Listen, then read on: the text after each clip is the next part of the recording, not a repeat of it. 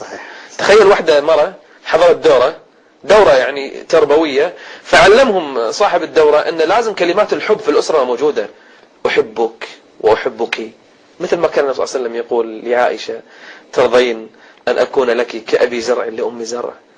قالت: أما إنك والله خير من أبي زرع. شوف الكلام الجميل، الحب، الغزل بين النبي صلى الله عليه وسلم وعائشة. تقول: يتعمد موضع فيه فيضع يعني، وتشرب من الإناء يشرب من مكانها. نعم. ترى هذا حب.